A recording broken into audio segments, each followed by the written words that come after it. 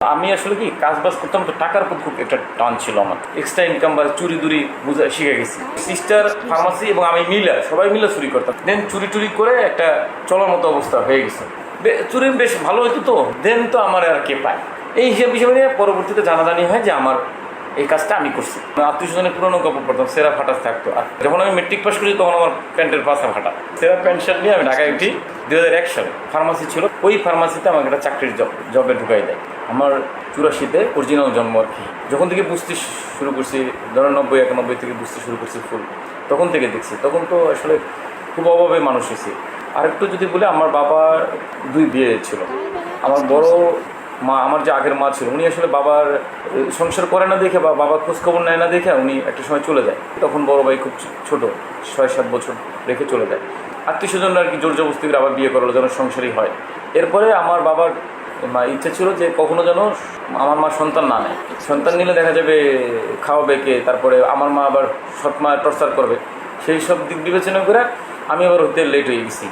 আমি আসার পর যখন বুঝতে শুরু করছি, তখন আমাদের পরিবারের পুরোটাই অভাব। মানে আমার মা মানুষের বাসায় কাজ করে, কষ্ট করে মা মানুষের বাসায়, মনে করেন ওই সময় তো আর কি মানুষের বাসায় কাজ করলে ওরকম 1 কেজি চাল দিত। বিচি কলা সেদ্ধ বলেন, শাপলা ফুলের বিচি বলেন, এইগুলি খাইয়ে বড় হয়েছে। লবণও কেনার সামর্থ্য ছিল না আমাদের। সেই জায়গাটা থেকে যখনই আমি বুঝতে শুরু করছি, তখনই মানুষের বাসায় কাজ করা, দেন হলো বদলা দেওয়া।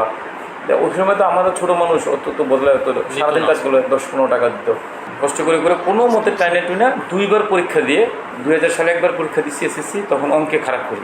দেন 2001 সালে এসএসসি পাস করি। 2001-এ যখন মেট্রিক পাসটা করি, যেদিন রেজাল্ট দিছে, তো ওদিনকে বড় ভাই মারে বললো যে ও তো, আমি আসলে কি কাজ বাজ করতাম, তো টাকার প্রতি খুব একটা টান ছিল আমার, সত্যি কথা বলতে। মানে কিটা 2001 সালে যখন মেট্রিক পাস করলাম, বড় ভাই বললো যেহেতু ও পড়াশোনা করে না, এই করে না, আর যদি পড়াশোনা করতে ওরা ঢাকা পাঠাও।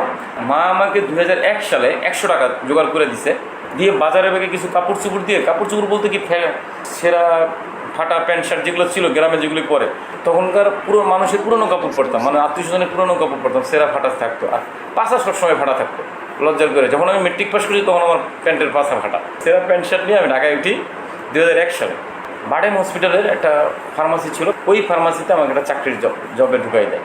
2500 টাকা বেতনের, এবং বলে যে তুই যে কোনো কলেজে ভর্তি হয়ে যাবি তোর চেষ্টায়, এবং তুই এখানে চাকরি করবি। এবং কাজটা হলো নাইট ডিউটি। নাইট ডিউটির কী কাজ, সিস্টাররা মেডিসিন অর্ডার দেবে, আমি ফার্মাসি থেকে মেডিসিন নিয়ে সিস্টারদের কাছে পৌঁছেই দেবো, এবং সারা রাত কাজ করলে 2500 টাকা পাবো মাসে। ওই ফার্মাসিতে আমি 2500 টাকা বেতনে 2001 সালে কাজ নেই। ফার্ম গেট, কারণ বাজার, শাহবাগ, আপনার স্কাটন, এদিকে ঘোরাঘুরি করি 3 মাস। এবং এই 3 মাসে অনেকে বলবেন যে 2500 টাকা তো আপনি বেতন পাইতেন, তখন কেন বাসা নেন না? আসলে 2500 টাকায় চলতে পারতাম না। 3 মাস আমি ওইখানে থাকি। 3 মাস পরে মোটামুটি সত্যিকার বলতে ফার্মাসির তখন এক্সট্রা ইনকাম বা চুরি দুরি বুঝা শিখে গেছি। রুগীদের নামে বেশি বিল উঠাইতো, মানে সিস্টাররা বেশি ওষুধ লিখে দিত রুগীদের কাছে। ওই সিস্টার, ফার্মাসি এবং আমি সবাই মিলে চুরি করতাম, ভাগ বটারও পাইতাম। দেন চুরি টুরি করে একটা চলার মতো অবস্থা হয়ে গেছে। এইভাবে দিন কাটতেছে। মাঝে এই যে চুরি টুরি করে মোটামুটি ঢাকা শহরে আত্মীয় মানে লোকজন চিনতে পারছি, কোন জায়গায় খাবার পাওয়া যায়, কোন জায়গায় চুরি বেশ ভালো হইতো। তো মাঝে একটা সিমেন্সের ডান্ডিওয়ালা মোবাইল আছে না, ওইগুলা কিনে জোগাড়ও করে ফেলছি, বুঝছেন? হ্যাঁ, আমার একটা এই সহকর্মী বিক্রি করে সেকেন্ড হ্যান্ড মোবাইল, ওইটা আমি তখনকার আমলে প্রায় 30,000 টাকা দিয়ে কিনছিলাম। তখন ভালো কাপড় চোপড় মোটামুটি পড়তে শুরু করছি। এরকম করতে করতে প্রায় 1-1.5 বছর পার হয়ে যায়। দেন তো আমার আর কে পায়। ওই সুযোগটা আবার আমার বড় ভাই কাজে লাগাইছে, বুঝছেন? বড় ভাই আমার দিয়ে অর্ডার দেওয়া হতো, স্কোয়ারের ওষুধের অর্ডার দিয়ে ওইটা করতো কি না, ফার্মাসি নেমে উঠে ও বাসায় রাখতো, যখন দাম বাড়তো তখন বিক্রি করতো। দেন এটা বেশ কিছু 1 বছর করার পরে হঠাৎ করে ফার্মাসির ওষুধপত্রে একটা গ্যাঞ্জাম লাগিয়ে গেল। টাকাও যায় নাই, ওষুধও যায় না, কিন্তু অর্ডার হয়েছে, ওষুধগুলো গেছে। এই হিসাব নিয়ে পরবর্তীতে জানাজানি হয় যে আমার এই কাজটা আমি করছি। দেন এটা নিয়ে একটা দেন দরবার হলো। তো সবার চোখে আমি একটু ছোটো হয়ে গেছি। স্টাফ যারা, আমরা প্রায় 70-80 জন স্টাফ ছিলাম, তারও বেশি হইতে পারে।